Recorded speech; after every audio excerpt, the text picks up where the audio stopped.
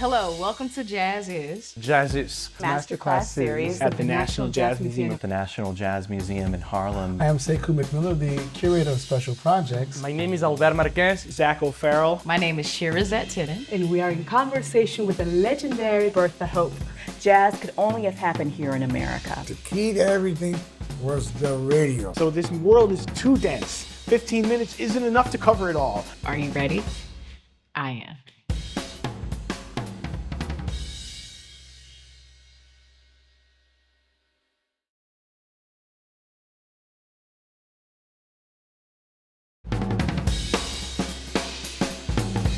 What we do understand as standards, rarely have they been composed or even attributed to women, despite the fact that women have absolutely been composing the entire time. So how do we move forward? Remember a bit earlier when I was referencing standards and I said, we'll get back to that. Well, let's get back to that. What is a jazz standard? What is it used for? What do people mean when they say something is a standard? When we refer to jazz standards or a jazz standards, we're really referring to a body of work that's almost considered canonical, if you will. It's the canon, it's repertoire. It's also language. It's what a jazz musician would have to master. These types of tunes are what jazz musicians would have to master to in their journey to becoming a jazz artist, to mastering their instrument. It is expected repertoire, so to be a part of your education, but it is also a part of performance, meaning that there would be an expectation that if you are a jazz musician and say you're on a bandstand, you're at a jam session, and somebody calls a tune, that you would understand or know that tune right off the bat. It is a language. It is how jazz musicians are also demonstrating their proficiency, their mastery, ways that they can communicate with each other. Now, when Terry Lynn Carrington actually founded the Institute of Jazz and Gender Justice back in 2018, we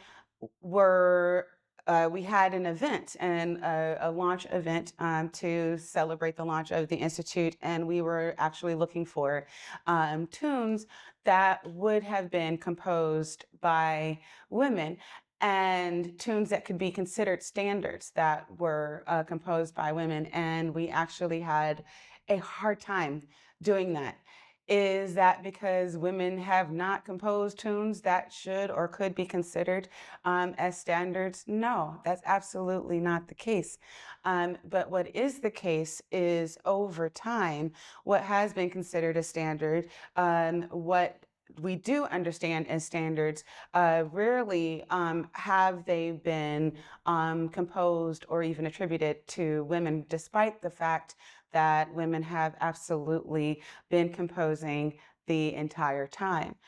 I think with the exception of like Willow Weep for Me by Anne Ronell, were we able to really get our hands on any. So we set about to begin a project that has now come into fruition, which is the new standards, 101 lead sheets by women composers. And we do this as part of the corrective work, as a part of how we can move forward. In this book, you will find 101 tunes of various levels and styles, all composed by women of many various backgrounds, ethnicities, and places of origin. But also, I think importantly, it is important to know that this book also represents women intergenerationally, right?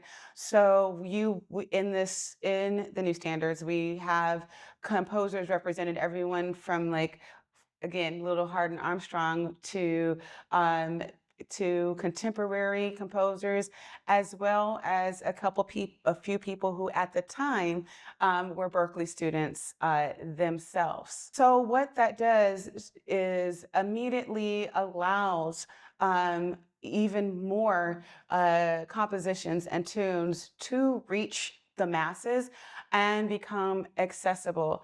And it was really wonderful to find that in the first week of this book being published, in our first run, it sold out. In the second run, it sold out. And I believe in the third run as well, which tells me that many people have been desiring, have been wanting to have access to this music, to these composers, to learn their work and to have connectedness to their work, and also in the way that it helps them further develop as in their artistry as well. The response has been tremendous.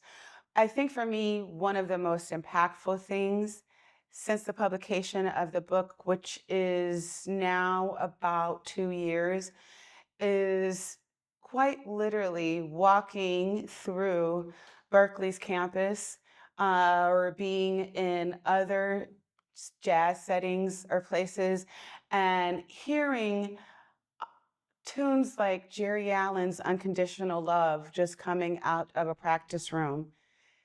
Not even really because it's required, but because students love it, or because the younger musicians are being introduced and loving it.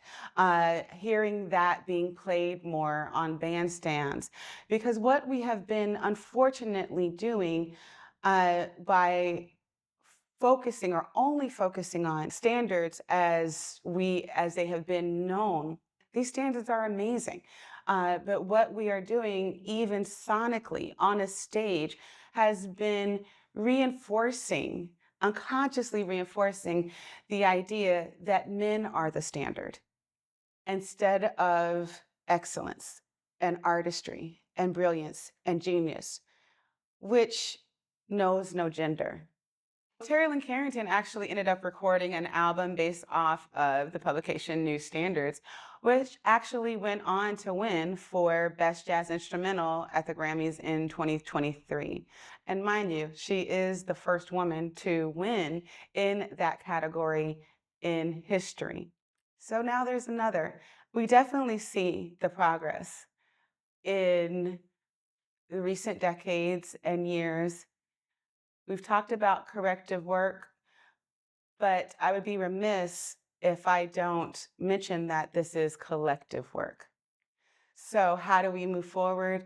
How do we make sure that the present and the future is better than the past that we know?